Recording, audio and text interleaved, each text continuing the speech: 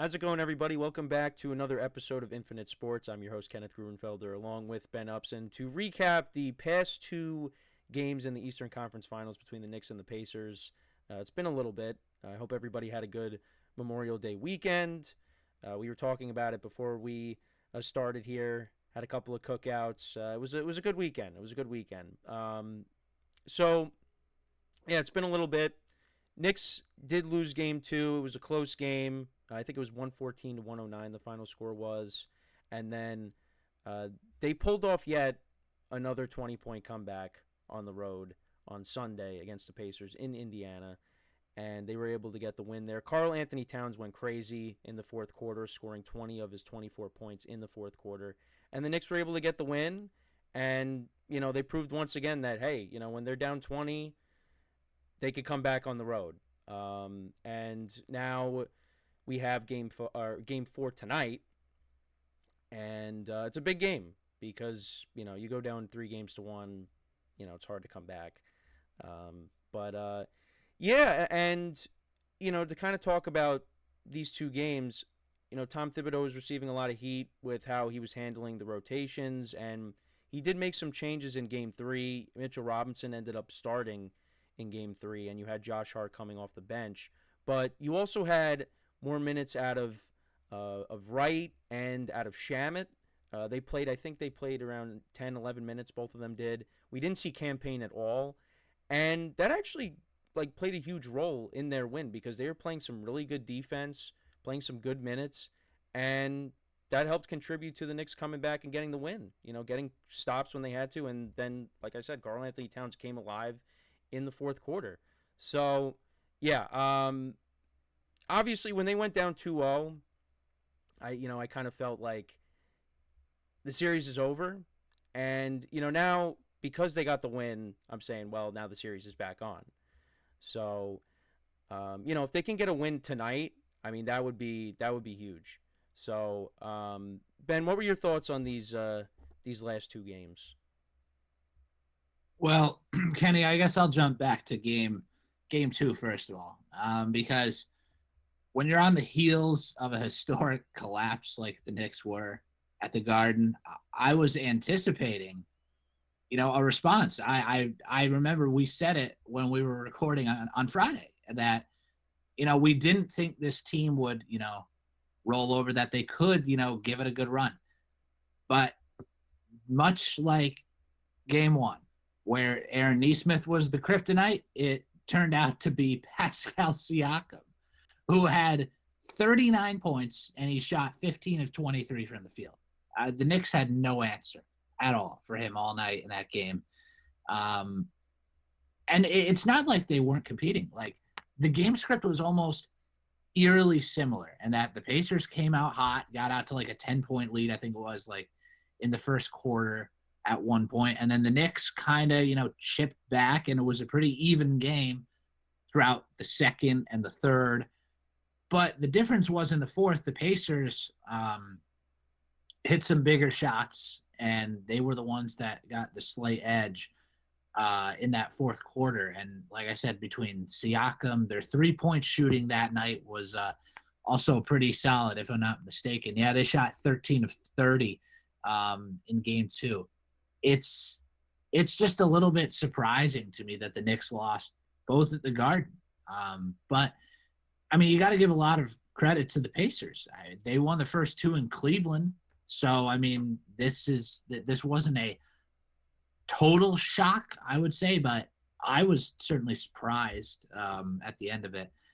And at that point, I was thinking to myself, like, how are the Knicks going to find a way to edge out the Pacers? Because the irony is, while the Knicks have Captain Clutch, Jalen Brunson, the Pacers have had plenty of clutch moments the entire Yes. postseason. Remember how we were talking about in game one when they had to come back about how teams were like 4 and 1,700 when down by 7 in the final 45 seconds of a game. Well, the Pacers had 3 of those wins, to remind you, and all in this postseason. So this team has been just as clutch as the Knicks. Um, so, you're going back to Indiana down 2-0. And I'll admit it, I was starting to really doubt this team. I had in the back of my mind, like, okay, the Knicks have 5 road wins this season, or in this postseason, and they can be a road team. And, well, they answered the call, especially Karl-Anthony Towns, who saved the season and put the team on his back in the fourth quarter of Game 3 with those 20 points. An unbelievable effort. And once again, Kenny, the Knicks just can't make anything fun for us because they make nothing easy.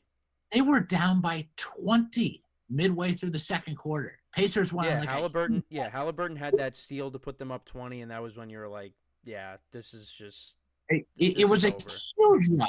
It was like a 14-2 run or something like that to put them up 20. I was like, oh my God. It's like, there's no way. There's no way. And what did they do? They didn't roll over. I think in some ways the Knicks are playing better on the road in this postseason because they don't have that pressure. I think when you're on the road, you almost feel like, okay, well, we're already at a natural disadvantage with the home crowd. Their only loss on the road is the third game they played in Boston. That's it. They've been very good on the road. Game 5, and that was the game that Brunson fouled out and Luke Cornett turned into Hakeem Olajuwon. Yeah. So, I mean, the Celtics had an insane night in that game. But, yeah, the Knicks are 6-1 now. 6-1 on the road. And like I said, Karl-Anthony Towns was just unbelievable in that fourth quarter. And you touched on it too. The difference in Game 2 to Game 3, it's such a love-hate relationship with Tom Thibodeau. Yeah. Because I was talking about this with others earlier in the week about how Tom Thibodeau is a double-edged sword in some ways, where he either executes his game plan like to a T and it works out, or he's stuck making bad rotations, down the stretch late in these close games. And in Game 2, he pressed the wrong buttons with putting Campaign in the fourth quarter and giving him 4 minutes in the fourth quarter or whatever. He had that one possession where he took the ball up the court and then he falls and turns the ball over. He goes out of bounds and turns the ball over. I don't know what he was trying to do on that possession. Yeah, just atrocious. And at that point, I thought for sure, I was like, oh my God, the Knicks really might not win this game after all. And sure enough, I think that decision could have potentially hampered them. I'm not going to say it's solely on them. The Knicks definitely had a lot of turnovers in Game 2. And they also really could not get any stops when they needed to. And like you mentioned, Siakam had the big game in Game 2. Like, they couldn't stop him at all. Yeah, there was a lot more that went into that loss. But what did the Knicks do after Game 2? They picked their heads up. They went into the film room, and Tom Thibodeau, which I couldn't believe, you mentioned it, he decided to play DeLon Wright and Landry Shamet.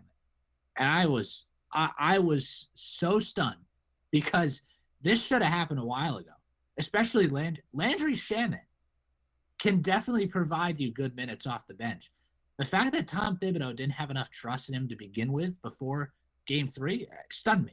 And I mean, DeLon Wright, give credit to him. That guy played 2 minutes this entire postseason. And now he was getting, 8 to 10 minutes in a crucial Game 3 that the Knicks had to win. So this is exactly what the Knicks need to do. And Mitchell Robinson starting in place of Josh Hart. Absolute great call. I mean, no disrespect to Josh Hart, but we've said it before, Kenny, throughout this entire postseason run, that Mitchell Robinson is more of a defensive asset to the Knicks. Yep. He's aggressive. He has the size. He can score. He had a couple of putback dunks. Yeah, him and Josh Hart are both equally as good as workhorses. They both are. But Josh Hart has really struggled offensively throughout most of the postseason. So I think that was the right call by Tibbs. Plus, he's been draining Josh Hart anyways every night for 45, 40. I mean, that even goes back to last postseason too. He plays a ton of minutes. That's what is interesting about this Knicks team is that the Pacers have depth.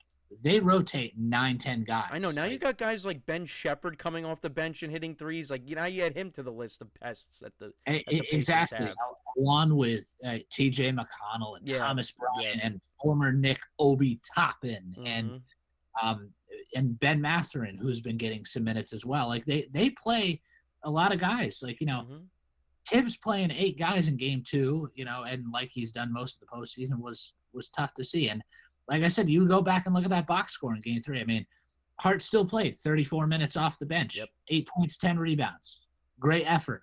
Shamit, 11 minutes. DeLon Wright, 13 minutes. And Deuce McBride has continued to impress me the most this season. I mean, and these guys don't have to be, saviors. They don't have to be the guys that score. And it seems like Deuce is always. It seems like Deuce, whenever they go on these runs to come back in these games, he's always hitting a 3, somewhere in the mix of that helps sparks that comeback.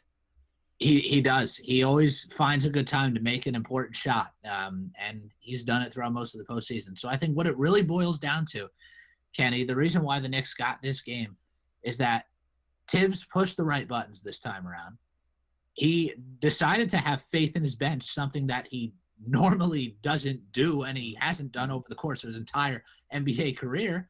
And really, it's just Karl-Anthony Towns. And I obviously the Knicks put a lot of effort in every night. They always do, and I have no issues really at the end of the night with their effort most times, because I know that they work hard out there.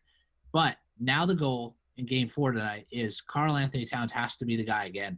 I think that's going to be the backbreaker. Like Brunson's going to do his thing. Well, Brunson also had an off game in game 3. I mean, you would think he's going to bounce back, right? Yeah, he did have I think 23 points in game 3. He definitely wasn't consistent. It was not a great shooting night. He got disruptive. He's got disrupted too with his foul trouble again. I know. I can't believe how much foul trouble he's gotten into. Between him and Cat, I couldn't believe it. Like when the Knicks were down by, they were still down by 10 after the third quarter, and I believe Brunson at the time had 5 and Cat had 4. I'm like, how the heck are we going to win this game? Yeah. And they just clawed, no pun intended, clawed their way back like a cat. Yep, that's right. And at the end of the night, like they should be really happy with how they performed in that game. And now, here, this is your next challenge. Tibbs preaches it all the time. It's got to have short-term memory. On to the next game. So tonight, Cat's going to have to be big, and let's rotate that bench again, because if it worked that well in game 3, why not do it again in game 4? I just think that's got to be the strategy going into this tonight. It's interesting because I was listening to John Jastrzemski's podcast, and he was crediting the bench and what the adjustments that Tibbs made with the bench. And then I saw a quote from someone on FAN saying they don't want to see any more of DeLon Wright or Shamit after game 3. And I'm saying, well, they played a role in them coming back. You want to see Campaign back out there playing minutes and turning the ball over and chucking up threes? Like what I'd rather have them out there if you're going to play good defense and you're going to take the right shots, because the Knicks all throughout these playoffs, they've gone on this great run, but there are a lot of times where it's like, why are you forcing up some of these shots? Like even Karl-Anthony Towns, like I'll throw a little jab at him though, where he's taking a 3 from basically the logo almost. It's like, why are we rushing? Slow it down. If you have the opportunity to take a good shot, take it, but don't try to force up some of these tough shots. Because then you're just wasting a possession. And we've seen it too. I think the Knicks definitely. I think the Pacers have been getting in their heads, especially in those first 2 games where the Knicks are a slower team. We've seen that. They are definitely in the bottom third. That's why also they're in the bottom third of the NBA in terms of possessions per game and all that. The Pacers play a completely opposite style offense. They are first shot look, 3-point heavy. They are fast. I mean, that's why having Mitch out there to start, which I think was a good move. He gets gassed very quick, so that's something that's a little concerning. I mean, I think they should still run it with this starting 5, and you have Josh Hart coming off the bench, but that is one thing that you do have to worry about is Mitch is going to get tired very quickly. Yeah, exactly. And I mean, now, like I said, now going into this game tonight, I mean, all of a sudden the Knicks definitely must have a little belief. That's for sure. Unfortunately, with the position that they're in being on the road, and in most times we'd say down 2-1 in a game 4, it is a must win. And I feel that way tonight. I mean, because even though the Knicks will go home for game 5 Thursday, I still don't envision them winning 3 in a row against this team. So I think they have to take this one tonight. And then all of a sudden, you will have all the momentum in the world going back to the Garden for a potential best of 3. You got to like your chances there. We said it all along from the beginning. As much as we didn't believe it after game 2, we all said that this would be a 6 or 7 game series. And at this stage, I was declaring the series was over if they lost game 2, and that's what they did. Now that they won game 3, it's like, all right, well, they're back. It's just how it goes. That's the heat of the moment, as it always goes. But yeah, I think we're destined for a long series here. I see 6 or 7 games in the future. And look, Brunson did have that off game in game 3. I mean, he still put up 23, but overall, you're right. He shot 6 of 18 from the field. Not great. But I don't envision Jalen Brunson having another mediocre game like that. This feels like a position where Jalen Brunson can come out, have a huge night offensively, and make those signature shots in the fourth quarter that the Knicks will likely need, because we've seen it in every game of the series, basically. Every game is close. It always is. The Knicks have been in an unbelievable pattern of close games. Like, you don't see this that often in the NBA. I mean, the Thunder-Timberwolves series, the Timberwolves beat up the Thunder in game 3 by like 40. Yeah. And then last night, it's a 2-point game. The Knicks' worst loss of the postseason was that game 5 loss against Boston, where they lost by 25, and then I think they lost by like 20 or 22 at the other one at the Garden. Like, outside of those 2 outliers, the Knicks have been in a close in like every single game of the postseason. Yeah. It's insane. There's a stat out there too that the Knicks have only had 2 games, I think, out of the 15 that they've played so far, where they haven't been trailing by double digits at one point. I think I heard that stat correctly, which is just insane to think about. That just shows you how much will and determination that this team has. And Kenny, they're the third, they're the first team since 1998 to have 3 postseason comebacks of 20-plus points. Yeah, that's all on the road. Yeah, that's unbelievable. Like, the ride, honestly, think of it this way. Like, would you rather have seen the 2024 Boston Celtics last year, kill all their opponents and run to an NBA Finals that they won easily, that we all kind of anticipated they win? Or would you rather see a Knicks team who has given you some insane heart attacks, but it's just been an up and down roller coaster? I'd rather take the bumpy ride, because the resiliency, the character, and just the overall heart of the team that has been on display this last month and a half has been... Well, it's going to take years off your life, but, It will. And whether the Knicks make the NBA Finals or not, I personally think this might be one of the greatest postseason runs of all time. And, say what you want about how, well, yeah, the Knicks have talent and whatnot, but it's like they took down the defending champions. They came back from 20-plus twice on the road in that series. Now, in this series, they were on the wrong side of a historic collapse in game 1, lose another close one at home in game 2, now fight back from another 20-plus point comeback in game 3, and who knows what's even in store tonight. I hope it's not that again, no. But if it is, it is. I mean, when the Knicks go down, I generally feel not super stressed out, since they have shown already that they are the comeback kids. Well, when I was out the other night, I was jokingly saying, after they went down 20, I said, oh, they got them right where they want them, because we've seen it before. And sure enough, when I was out, people I was with, they were looking at who the Knicks could sign, on the free agent market, because it's like, oh, yeah, this is over, because it's Indiana. And, it was funny how it all just unfolded and them coming back and winning that game. And Indiana shot 20% from 3. They made 5 threes. I think it was 5 5 of 25. I don't think that's going to happen again tonight. I think they're going to shoot the basketball better from three. So, the Knicks got to anticipate that. But yeah, I mean, it's just it went their way once again. But yeah, I'm hoping they don't have to do that again tonight. Like play a close game and then, Brunson comes in at the end and closes it out like he has in these playoffs. And we already talked about this, but we expect him to have a better game. And nobody on the Pacers, like I just talked about the 3-point shooting, but nobody really had that signature game. Like Neesmith had it in game one, Siakam in game two. So hopefully the Knicks can play a complete game and, they're able to get this win and send it back to the Garden at 3 games apiece or 2 games apiece. And we'll see what happens, But yeah, it's not like, they've gotten blown out in the series in these, in the 2 losses. I mean, they should have won game 1, and you can make the argument they should have won game 2. So that it has been a close series, but yeah, this is a crucial game. I mean, you go back to the last round, like talking about Pacers Cavs. The Cavs won game 3, and then the Pacers finished it in 5 games. So we don't want that to happen with the Knicks. So we'll see. Yeah, we will see, and obviously something to monitor tonight too. Aaron Neesmith is officially listed as questionable going into this game after he rolled his ankle late in game 3.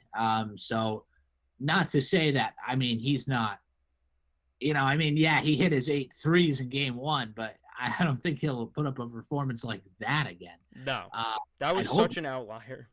It was unreal. So, I mean, it would be a loss in terms of the depth that we've, preached about with the Pacers. But, yeah, I mean, that, maybe that's something that could be that could throw a ruffle in their game plan for Rick Carlisle tonight. And also the return of Mr. John Halliburton tonight to Indiana. Oh, that's right. Yeah, he'll be up in the suites.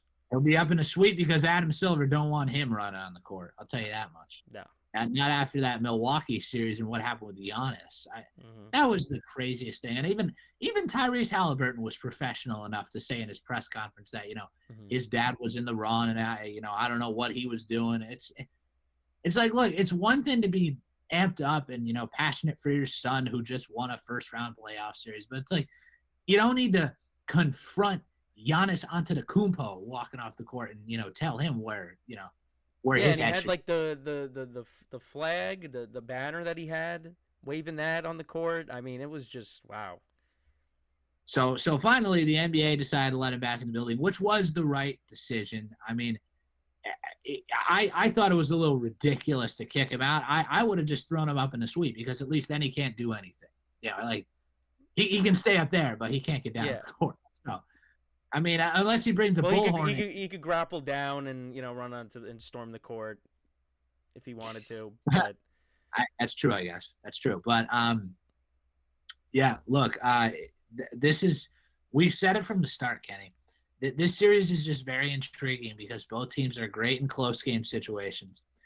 They both have very, unique star players, Brunson versus Halliburton, Cat versus Turner inside.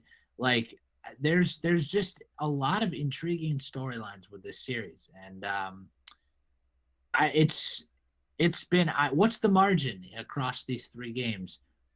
+3. It's so Pacers won game 1 by 3, by 5, and then the Knicks by 6. So the overall scoring margin across these 3 games is Pacers +2. That's how close these margins of error are in this series. I mean, every game just feels like a fourth quarter situation. Somebody's going to have to step up and make a shot. Who's going to play better defensively? That's just where we are in this series. And I mean, I'm impressed. I really am, because it takes so much effort, and I don't care whether it's the Celtics or the Pacers. But just the fact that the Knicks have come back from down 20 3 times in a single postseason since 1998 is just – I'm surprised that stat doesn't even go back longer. That feels like something impossible to do. But that's why in today's NBA game, you can't give up. You really can't. I mean, in the heat of the moment, you're thinking it, though. Like, 20 points. Good God, they look so flat. How are they going to come back? Well, And then they just come back. if you just chip away at it and find a way, that's what matters. I look, I'm usually not somebody who says cling on to finishing the first half momentum type of person, but when Bridges hit that corner three to cut it to 13 right before the half, I think that might have been a little something. I really do. Because if you see a shot like that fall, and it's like, okay, that's 3 big points that we stole from them off a turnover in the final seconds of a half. Why not? Why not? So the belief of this team is just unbelievable. And that's why, back to the point of Tibbs, that I don't think I actually finished before, Kenny, about how he's a bit of a double-edged sword sometimes, and that when he hits his rotations right, he looks like the greatest coach in the world. Yeah. When he doesn't, all of a sudden everybody wants his head on a platter. We've seen that with Aaron Boone. But what is consistent about Tom Thibodeau is that he builds one hell of a team culture. And that's what this team is. They have the grit, they have the determination, they have the will to stay in every single game, no matter the challenge that they're in. And that's the culture that he's built. So while his rotations and his coaching decisions sometimes are not very great every night, let's just keep it at that, the character of this team continues to build with every game. And that's where the Knicks are as they enter Game 4 tonight. Yeah, I mean, and the other thing too is, I don't think we said this, they were 0-9 in this arena, and they picked up their first win. So hopefully that can continue, and they could be 2-9 by the end of the night. That would be huge. That would be huge. Maybe. And yeah, how will the fans react tonight if Indiana loses another one at home? Because you heard on the TNT set, they were outside, like on the concourse, and everybody's chanting Knicks in 6. It's like everybody's getting back in their feels because the Knicks won a game in the series. But look, it's just game by game. Find a way to win this one, and like I said, it's 2-2, and then it's everybody has this debate too. It's been going around, like everybody, like, there's the one crowd that says, okay, it's 2-1. This is a series. And then there's the other crowd, which I think I reside with more, in that it's 2-1, but it's not quite a series yet, just because of the must-win surrounding tonight. Yeah. I mean, like I said, I feel good. I feel really good because the Knicks got that game out of the way, which was a must-win. Now it's like, this is another must-win. And honestly, even Game 5, if it's 2-2, probably close to a must-win, because you don't want to go back to Indiana down 3-2. No. But again, but with the way the Knicks have fought this postseason on the road, how could you doubt them now after what they showed us in Game 3? No. I think the doubting has to go out the window now. And like I said, I hope tonight that Tibbs just continues to do what he did in Game 3, because he pushed all the right buttons and he had trust in his bench. And I think for DeLon Wright and Landry Shamet, I think that's good mentally, because that gives you a signal as a player that your coach believes in you to get big-time minutes when it counts in a massive playoff atmosphere like it is in Indiana. Yeah, definitely. So, I mean, look, it worked. I mean, even though it wasn't pretty. So I think you stick to it. And, I mean, if you see a scenario play out like last game where, you have these guys playing good defense, and, the Pacers are struggling to hit their shots, and, you got guys like, Brunson on the bench, and you're still within striking distance, then you can kind of afford to leave them on the bench until maybe, it starts to get a little bit out of hand. Then you put them back in, because you don't want a scenario where you're keeping guys out for too long. Like in Game 2, I think there was a lot of criticism for leaving Cat out for too long, even though his defense wasn't very good in Game 2. So, yeah, I mean, let's see what happens tonight. But this is a very big game, and let's hope the Knicks get it done, go back to the Garden, tie to 2-2, and, then it's anybody's series at that point. Because if you lose tonight, I mean, yeah, like you said, it's going to be tough to come back. Maybe you do force a game 6 and you go back to Indiana, but you know, we'll have to see though. But any closing remarks before we wrap up here? Well, like I said, um, simply put, Karl-Anthony Towns scored or assisted on 22 of the 36 fourth quarter points that the Knicks had in Game 3. The Knicks want to win this game tonight. Cat's consistency needs to become a reality because for far too long, it's been a bit of up and down with him. But this is the guy that made the difference in Game 3, and this is the guy that the Knicks needed in a situation like this and in an intense series like this. So let's go, Knicks. Let's win Game 4. Let's do it. Yeah, yeah, and also can they be better with the turnovers? I mean, because that's been a problem throughout the whole playoffs is the turnovers. They got to be better with that, and also continue to make your free throws. I'll throw that in there as well, like we've been preaching, doing these podcasts.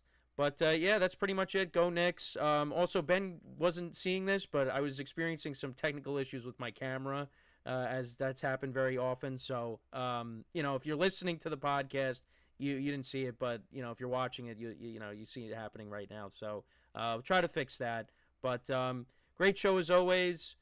Let's go Knicks. Like I said, like we've said, yeah, we'll talk to you guys again. We'll recap this game. We'll see. We can do that tomorrow. But yeah, as always, make sure to leave a like, comment, and subscribe to the channel. And if you want to listen to us wherever you get your podcasts, just look up Infinite Sports, and follow us on TikTok as well. Got the TikTok account, so make sure to do that. And as always, I'm your host Kenneth Grunfelder, along with Ben Upson, signing off. Have a good one, and we'll talk to you guys next time.